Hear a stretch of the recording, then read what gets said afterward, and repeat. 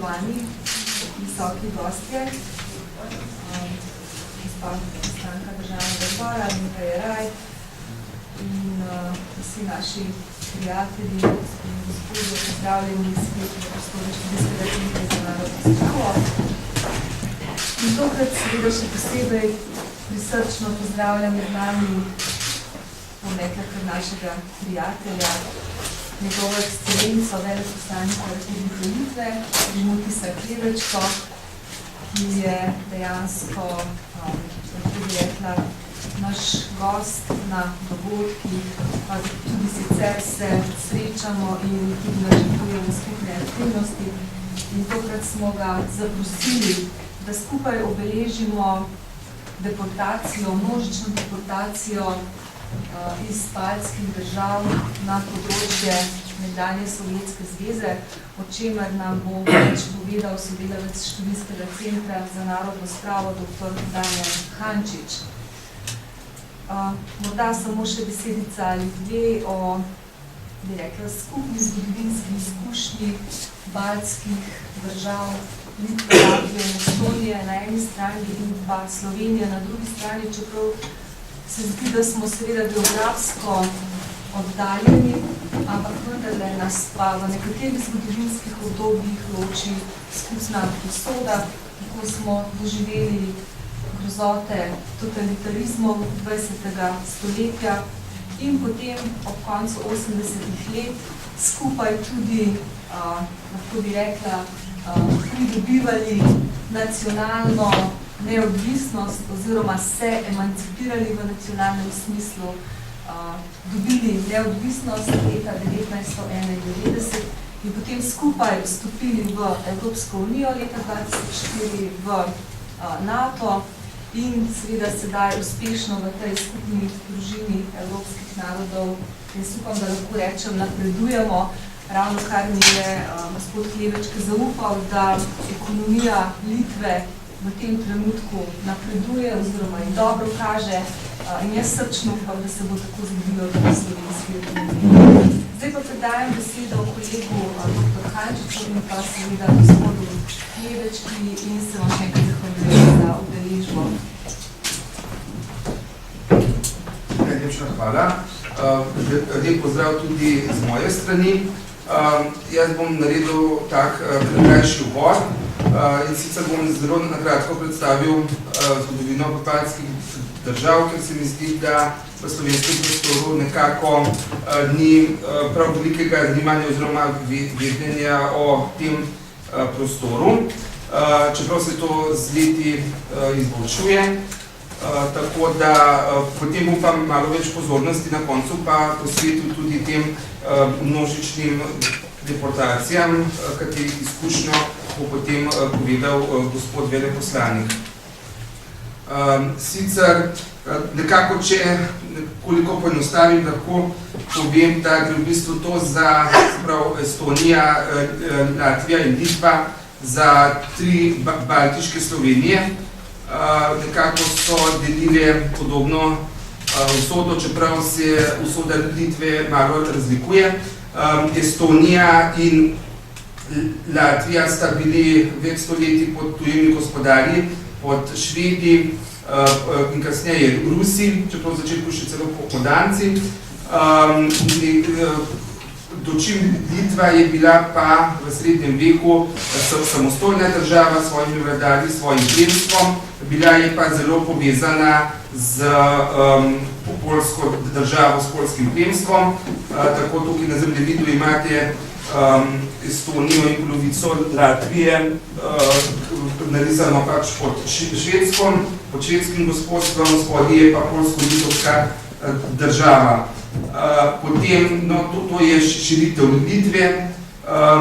Litva se je v času srednjega veka in 16. stoletju in potem se nekako do sredi 18. stoletja zauzemala kar veliko območje, sicer ne samo območje današnje Litve, ki jo vidite tukaj z tako rjavo-zeleno barvo, ampak je potem obsegala tudi Ukrajino, Belorusijo in del zahodne Rusije.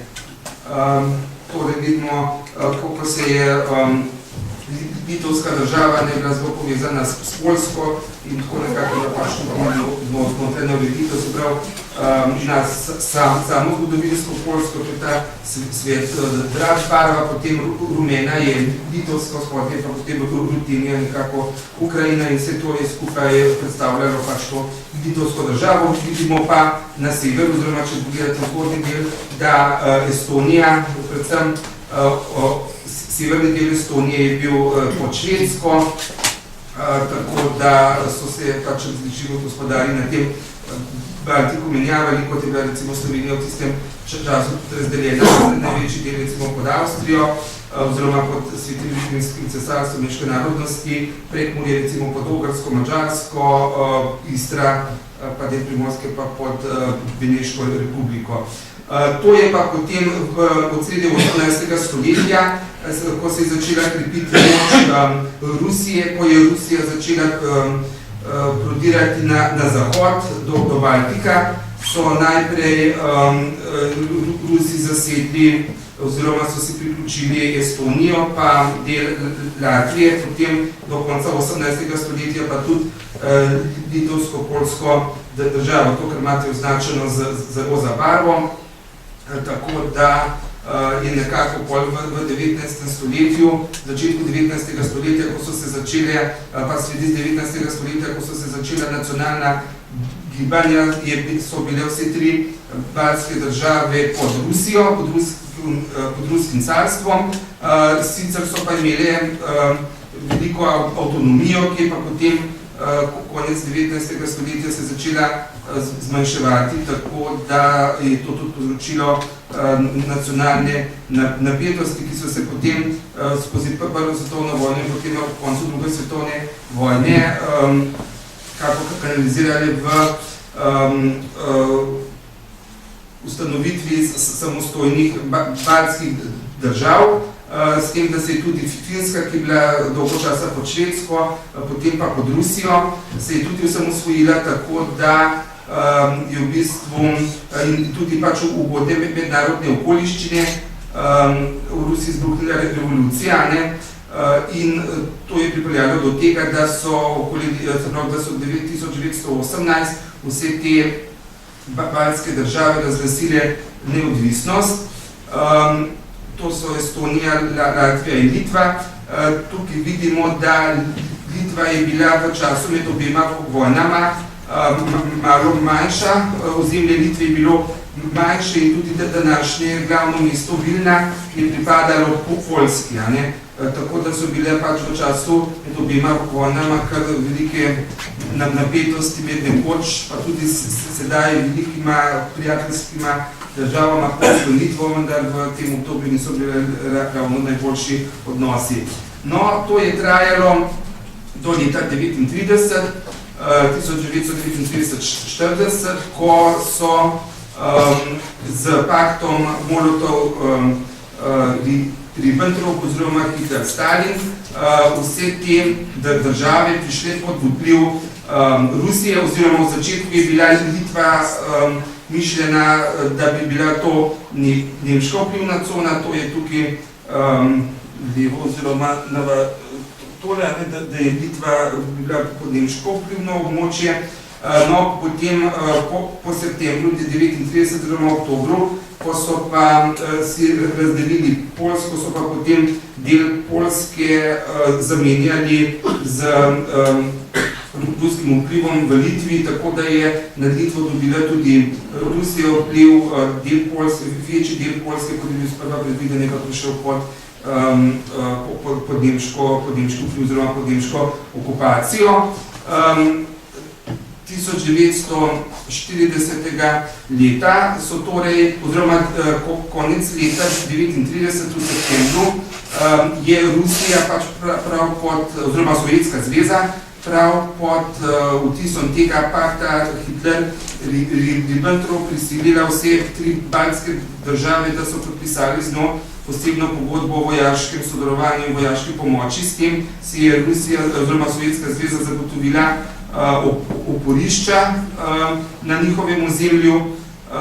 Potem sredi junija 1940 je pa takrat, ko so bile vse oči svetovne javnosti uprte v Francijo, v padec Pariza, ko so ga zavzeli nemške čete, je pa Stalin izkoristil to priložnost, da je tudi neposredno aneksiral vse tri baltske države in narode in jih direktno potem priključil preko montiranih volitev oziroma nedemokratičnih volitev, so potem postavili svoje pač socialistične oziroma komunistične vlade, ki so potem po znanem receptu tudi potem iz poznejšega obdobja v kakšnih vzhodnoevropskih državah so potem z veseljem nekako prosili Moskvo, če se lahko priključijo veliki Sovjetski zvezi. In takrat, to se pravi, že leta 1940 in pa zlasti pa v letu 1941 se je že začel prvi val deportacij iz baltskih držav in sicer že najbolj izpostavljene politične kadre oziroma osebe pa vojaške so že deportirali, zaprli, mučili, ubili že v letu 1940, potem so pa vse od konca leta 1940 varnostnim organi oziroma varnostnim silam je bilo iz Moskve naročeno, da naj izvedejo množične aretacije in potem deportacije vseh aktivistov antirevolucionarnih strank, kot so se oni izrazili, potem člani antisovjetskih in nacionalističnih organizacij, lastnike velikih nepremičnin in javnih uslužbencev. Skratka, skuša pa seveda tudi predstavnike skavtov, Rdečega križa, duhovščine, nevladnih organizacij, tako da so se v bistvu vse izobraženstvo in kar bi lahko bilo v napoto. In te deportacije 1940 iz obdobja prve sovjetske okupacije teh baltskih držav so pomenile tudi nekako množične akcije etničnega čiščenja zoper civilno prebivalstvo in to je takrat zajelo okoli 50.000 teh državljanov iz baltskih držav. Zanimivo je to, oziroma pomembna se tukaj vzpostavi primerjava. Leto dni kasneje so pa tudi na slovenskem ozemlju, na tistem ozemlju, ki je bilo priključeno k Tretjemu Reichu, k Nemčiji, nacistični Nemčiji, so tudi nacisti na podoben način izgnali vso izobraženstvo, duhovščino, pa razne politične nasprotnike nacizma iz Obsotelja in pač določenih drugih predelov so pa tudi začeli izseljevati vse prebivalstvo in nekako so številke dosegle 80.000, poleg tega pa še 17.000 ljudi je pa že avtomatsko samo zbežalo pred to represijo. Največji nekako kontingent teh, če se povrnem spet na Baltik, na Litvo, teh množičnih deportacij iz prvega vala oziroma z prvega obdobja sovjetske okupacije je šel na pot ravno teden dni pred nemškim napadom na Sovjetsko zvezo sredi junija 1941.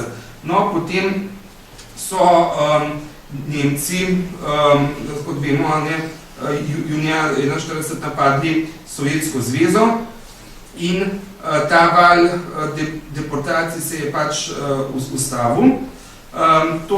Vendar si te baltske države, čeprav je prebivalstvo Nemce v nasprotju tukaj za Slovenijo ali pa Jugoslavijo, je sprejelo Nemce kot osvoboditelje, se je nekako izkazalo, da tudi v Hitlerjevih načrtih baltske države, da si ne zaslužijo samostojnosti in so nekako vse tri baltske države skupaj za Belorusijo oblikovali v pač upravno enoto Reichskomisariat Ostland, tako da so s sedežem v Rigi, glavnem mestu Latvije. In iz tega obdobja zlasti poznamo tudi iz ostale pač literature in pač dokazov, da je šlo tukaj, se pravi, predvsem za preganjanje Judov. V Estoniji Judov ni bilo veliko, največjih je bilo v Latviji in pa seveda v Litvi, pa tudi v Belorusiji, tako da iz tega obdobja, iz nemškega, imamo v glavnem pogrome oziroma proti Judom, oziroma se izvaja holokaust.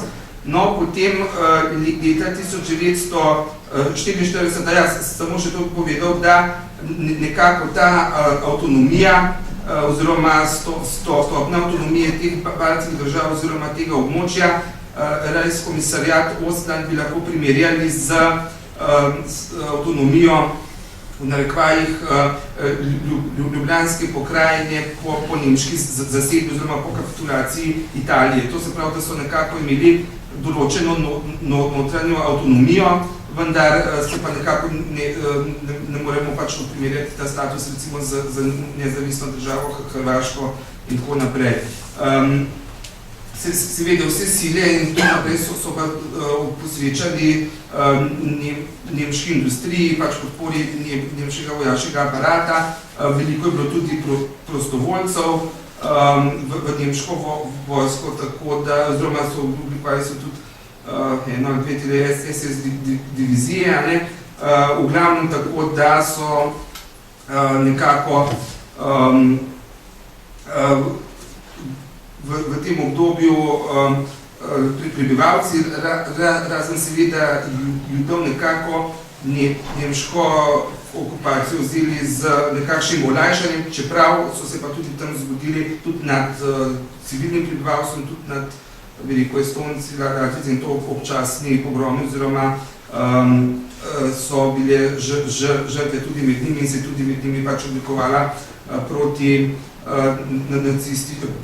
nacistični upor, ampak ne v takšni fazi oziroma v takšnem obsegu, kot se je prej ali pa potem pozneje ob drugi sovjetski okupaciji. No in tu smo že v letu 1944, ko je Sovjetska zveza seveda s tistimi svojimi protiofenzivami proti Nemcem okupirala oziroma ponovno zasedla vse tri baltske države in seveda so se kmalu začele ponovne aretacije in deportacije Litvancev.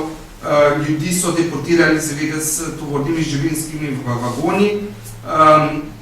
To se pravi, so bili podobni prizori kot deportacije Judov v koncentracijska taborišča. To se pravi, te deportacije so organizirali iz Moskve in sicer pač specialni agenti. Seznam družin in posameznikov, ki so jih pač deportirali, pa so sestavljale območne sekcije teh represivnih oddelkov. Dosje za vključitev je bil narejen za vsako družino ali osebo posebej in imetje te družine je bilo pa zaseženo in razdeljeno. Deportacije so bile vnaprej pripravljene in so bile še celo tako tajne, da so bile lokalne oblasti seznanjene o nameravani deportaciji šele na večer pred deportacijo. In zanimivo je to, da te povojne množične deportacije so bile zamaskirane z zelo nedolžnimi, celo poetičnimi imeni. Te šifre, ki so jih uporabljali, tako so naprimer deportacija, ki je bila izvedena maja 1948, se je imenovala Vesna, kar pomeni pomlad. Potem marca 1949, tako je bila najbolj množična, pa katere se danes tudi spominjamo, je bila imenovana operacija Priboj, kar pomeni nekako butajoči val. Potem maja Potem še ena deportacija v tistem obdobju se je imenovala Jesen, tako da je šlo pač za take šifre.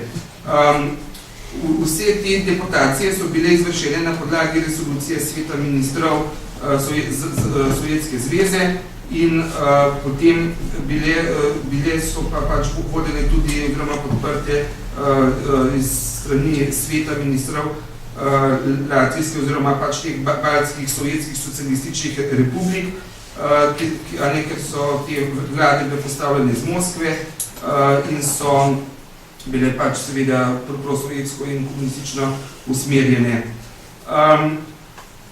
In tako je bilo pač v teh demonstracijah, deportacijah je bilo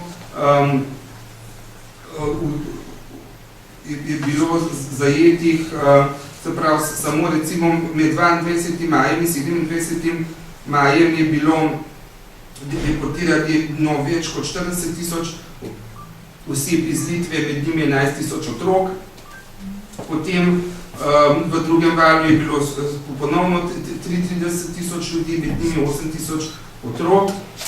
Potem je tretjo deportacijo, ki je bila pa med 2. in 23. oktobrom 1951, je bilo pa ponovno 17.000 ljudi, od njih okoli 5.000 otrok, ki je bilo odpeljanih z Litve. Tukaj vidite recimo, katere enote so sodelovali pri teh deportacijah. Tukaj sicer ni podatka za Litvo, so samo za Estonijo in Latvijo in vidimo pač tele motorizirana pehota in tako naprej, vse te enote, to se pravi, je nekako v Estoniji recimo sodelovalo 4.350 teh organov, ki so pač to izvedeli, v Latviji tudi 4.500, tako da so bili pač s posebno njim namenom poslane v te baltske države. No, tukaj pa imamo te podatke o operaciji Priboj, se jaz ne dam kako se pravilno naglaša. To se pravi, tukaj vidimo, recimo, če si pogledamo to prvo tabelo, se pokaže, da je iz Estonije bilo deportiranih okoli 7.700 družin, kar pomeni 19.000 skoraj 20.000 ljudi, ki so jih pač odpeljali s 15 tovornimi vagoni pač v Sibirijo. Potem iz Latvije je bilo 41.000 ljudi,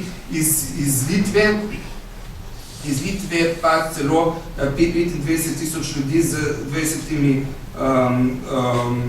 vlaki, kar pomeni, da je bilo skupaj preseljeno 87.500 pač ljudi v Sibirijo, in te številke so pa nekako že primerljive s tistimi, kot sem prej omenil, z obdobja nemškega prisilnega izseljevanja iz Slovenije. Potem imamo tukaj, tudi vidimo, recimo, da je bilo največ žensk med deportiranci, to je 44%, potem 28% otrok in 27% moških, pri čemer gre predvsem pri moških za starejše osebe, ker to. Potem je tako spodaj ta večja tabela pa kaže, kam vse so te deportirance iz baltskih držav namestili, v katera območja Sibirije. Tukaj vidimo, da je bilo recimo največjih preseljenih 27% v Irkutsk, pa v Omsk, potem nekaj tudi v Krasnojarsk, nekaj v Amur in v Tomsk, tako da se nekako znamo predstavljati, ki je to se bilo. Pri čemer so recimo Slovence, so takrat pač Nemci naseljevali oziroma preseljevali v glavnem v NDH pa v Srbijo, je bilo sorazmerno dost blizu, dočim te razdalje v Sibiriji, se pa mi sploh ne znamo predstavljati, koliko stran od domov, koliko 1000 km stran od domov so jih preselili, ker to je že čisto na drugi strani zemeljske oblje, če gledamo. In tole je pa nekako gulagi na ozemlju nekdanje Sovjetske zveze, kjer nekako ugotovimo, da je bila Sovjetska zveza v bistvu en sam gulag. Zelo veliko, recimo v Sibiri, imamo eno območje teh gulagov, potem veliko nekaj tudi v bolj odročnih predeljih Evropske Sovjetske zveze, predvsem tukaj Karelija pa ta severni del, kjer so bolj težki življenjski pogoji, ali pa so kakšni rudniki, recimo tam na Uralu in tako, oziroma v Sibiri. Tako, no, da se nekako predstavljate, za kakšne dimenzije je pač to šlo. Zdaj, seveda, tukaj sem jaz navedel samo te statistične podatke in nekako, bi rekel, suhoparno zgodovino, kako pa je to konkretno izgledalo za usodo posameznika ali pa za usodo družine, bo pa sedaj povedal gospod litovski veleposlanik v Republiki Sloveniji, katerega družina, pa tudi sam je bil zelo povezan z temi množičnimi deportacijami, ker se je tudi on bil v času tega sibirske, ko bi bila njegova družina v sibirskem izgnanstvu. Tako da bi zdaj jaz predal kar besedo gospodu Krevečki, da pove zgodbo svoje družine. Zahvaljujem, da ste povabili na ta dogodek. Ampak moram... Aha, to ste vidite, pa da jaz Ja. Tako može narediti escape. Da se takole, evo. To je to. No, pa ti, kako naredimo, tako pa ključen, kad piše na obarkali. Čakaj za ja, to naredimo.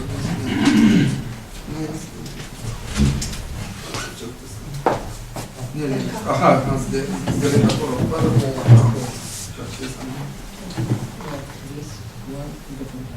Tola, In to je to.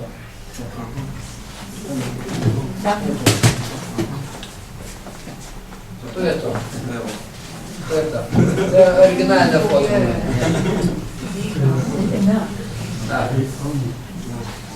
Tad bi povedal svojo življenjsko zgodbo, ki morda je tako zanimiva, vendar je del zgodovine litovskega naroda, ki je preživela deportacije in izgube med leti sovjetske okupacije. V letih 1940, 1941 in 1945 in 1952 je bilo v Sibirju izgnanih 102 in 130 tisoč prebivalcev Litve. Rodil sem se 10. januarja 1956 v Krasnojarsko-partizansko okrožje Ivanova vas v družini izgnancev.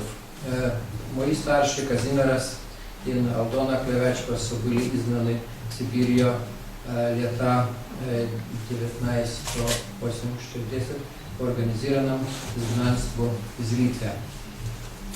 V tem času starši še niso bili poročeni, zato jih odpeljali razno svojimi družinami. Družinski člani so mogli vzeti le toliko stvari, koliko je bilo mogoče nositi s seboj. Vse ostalo, hiše, zemljišče, živina in druge stvari je bilo zaplenjeno in posredovano drugim ljudem. Moji starši tako potaskali so z nas, pa bili peljani v tovornih vagonih brez dobja. Niso vsi uspeli priti na kraj izgnanstva v regiji Krasnojarska. Изгнанцы вечинома делали пресечни гозда. Дело было тяжко напорно. Через некое часа се отче запослил код Швиль и это делал до конца изгнанства. Маме я на зачатку туди было тяжко, потом се запослила в праве государства. Старши со изгнанству преживели 12 лет. По Сталиновой смерти лета 1953-50 со были старше амнистированы и лета 1960 со сохранили в Литву. Врнитвев где была державна заради омеитев советской влади. К примеру, запослите в старшем все было треба приявити, люди все были устрахованы, зато все бали при себе приявити моje старше. Без приявы не было можно добить урадной службы. Через некое часа сородники в населью с подвиганием приявил старше и со придобили возможность добить службу. Советская влада нити не мыслила врачать средства и своих старших изгубили перед изгнанством. Повече этих дела старшим не успело купить станование. Вот тогда все зачало боль встречного живления заради честия была целая дружина зело задовольна. Козьмов севернили в Литву, сервили 4 лета стар. Зато се тяжко спомним тежаве чистого часа. Наивеч споминов о живлению в Сибири поведали мои старшие сородники. По освоитве Литве лета 1990 со старши добили назад для своє землища. Нихова гиша инкметия je была оропана ter по-полному уничена коллективизацию. Лето 1970 в Литовском место по Невежису сам кончал среднюю школу. Лето 1970 сам кончал Вильнюсскую университет и дипломировал из математики. Пред самосвоитве сам делал в Венном знанственном институте. Една следствием доследно спенял по карьерной лестнице от инженерия до директора сектора за информационные технологии. По разгласитве неотвисности Литвы лета 1990 сам начал делать на первом министерстве за индустрию поновно поставленной Литве. Также всем се можно успеть вспомнить Сибирью. Литовцы организировали привоз посмертных останков своих старших и старых старших из Сибири. Лета 1950 умер был старый отче, зато smo Юлию 1990 skupaj skupino litovcev šli preverjati njegove ostanke. Šel sem skupaj svojo mamo. Oba sva uspešno našla grob starого očeta, skopali njegove ostanke i jih pripeljali v Litvo. Na to je bil slovesno pokopan v grobu poleg moje babice. Tako se moji starši po dolgih letah spet znašli skupaj. Moja daljna karijera je bila dokaj uspješna. Ponovno postavljena Litva je potrebovala nove specialiste, kot so analitiki investicijskih projektov. Veliko sem se učil s pomočjo strokovnjakov Judeja in Združenega kraljevstva, sem pridobil strokovna znanja, ki so bila zelo potrebna pri delu analitika investicijskih projektov na Ministrstvu za gospodarstvo. Potem usoda mi je ponudila enkratno možnost začeti diplomatsko kariero. Jo nadaljujem od leta 1994. Hvaležen sem staršem, ki so meni zbudili samozavest ter ljubezen do dela. Njihov optimizm mi je pomagal uspešno premagati izzive življenja. Čeprav je že več kot 20 let po ponovni vzpostavitvi Litve, vendar nekdanji izgnanci redno zastajajo na srečanjih. Oni se spominjajo težke čase izgnanstva in hvalijo usodi, ki je pomagala svojimi očmi videti neodvisno Litvo, za katero so se starši bratje borili. Zasedaj čustveno reagiram na filme o izgnancih, ki mi spominjajo na težke čase otroštva.